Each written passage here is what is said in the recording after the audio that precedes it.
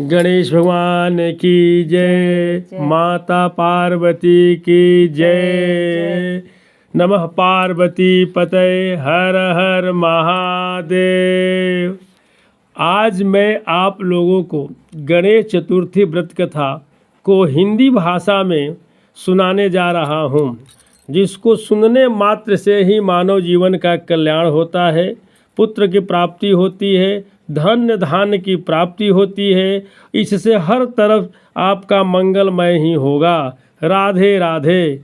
पार्वती जी बोली, माघ के महीने में किस नाम से और किस प्रकार से गणेश्वर की पूजा करनी चाहिए और कौन सा नैवेद्य चढ़ाना चाहिए। गणेश जी बोले, माघ महीने में भालचंद्र नाम से गणाध्यक्ष का खरसोपचार से पूजा करनी चाहिए।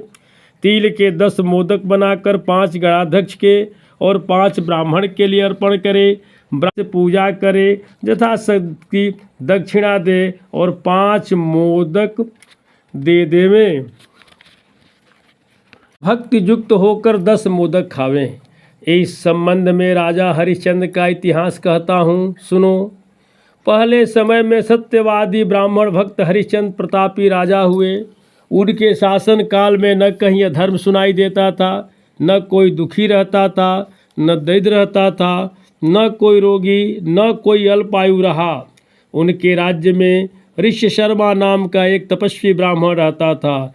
थोड़े ही समय में उसको एक पुत्र हुआ। दैव्य योग से ऋष्य शर्मा मर गया और पत्नी पुत्र की रक्षा करने लगी।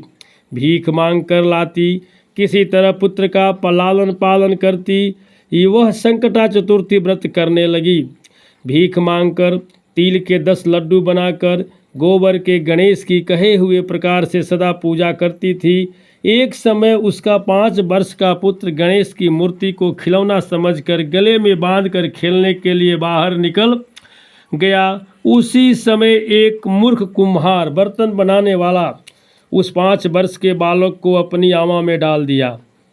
इधर उसकी माता पुत्र को न पाकर पागल सी हो गई और गणाध्यक्ष की पूजा कर विलाप करने लगी।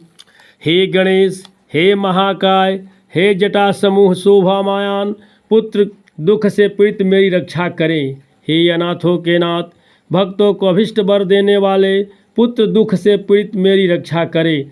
इस प्रकार आधी रात तक उस बेचारी ने विलाप किया। सवेरे होते ही कुम्हार आवा खोल कर देखता है तो 5 वर्ष के बालक को उसी आवा में घुटने तक पानी में खेलता हुआ पाता है। इस प्रकार देखते ही वह भय के मारे कांपने लगा। इसके बाद जाकर राजा के सामने जैसा उसने किया था वह सब कह सुनाया। कुम्हार बोला, हे राजन, मैंने ऐसा अपराध किया है जिससे बद्ध हूँ। हे राजन, राजकन्या के विवाह के लिए मुझे कुछ मिट्टी के बर्तन शीघ्र पका कर देने थे, पर कई बार आमा में आग लगाने पर वो भी नहीं पके।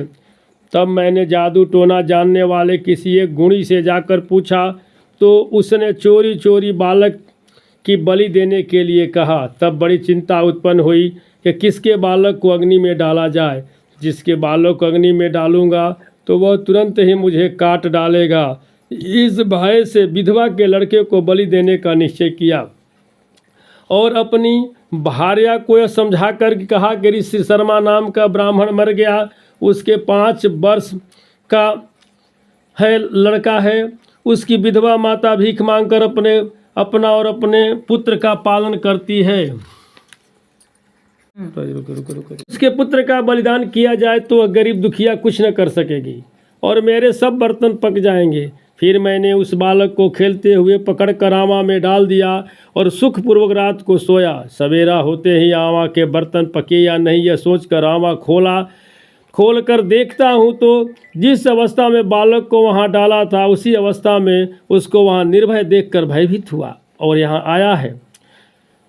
इस प्रकार उसके वचन सुनकर राजा चकित हुआ और स्वयं आमा के पास आकर खेलते हुए लड़के को देखकर उसने अपने आत्मत से कहा कि यह कैसी बात है, यह बालक किसका है, निश्चय करो। इस आमा के भीतर घुटने तक कमल से सुशोभित जल और वैदिर्वमणि के समान दुर्वा कैसे प्राप्त हुई। इस दैत्य बालक ने यह दाह न क्षुधा न पिपासा, घर की तरह निर्भय होकर यहाँ खेल रहा है। राजा कितना कहने पर रोती कल्पती वह ब्राह्मणी वहाँ पहुँची। बालक को देखकर उसने उठाकर छाती से लगाया, चुम्बन किया और रोती कलपती हुई राजा के आगे बैठ गई। राजा हरिश्चंद्र बोले कि हे ब्राह्मणी, अग्नि ने इस बालक को क्यों नहीं जलाया?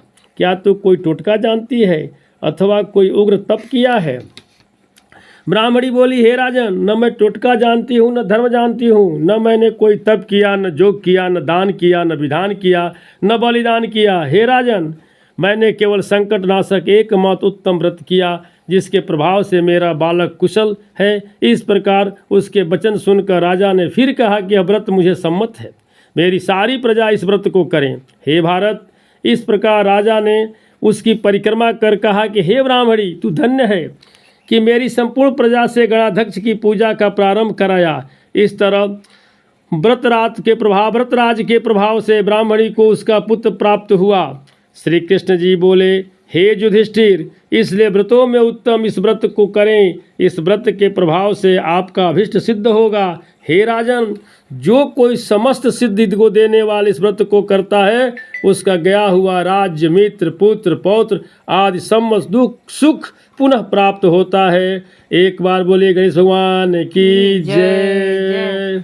गौरी माता की जय। जय शंकर भगवान की जय। जय।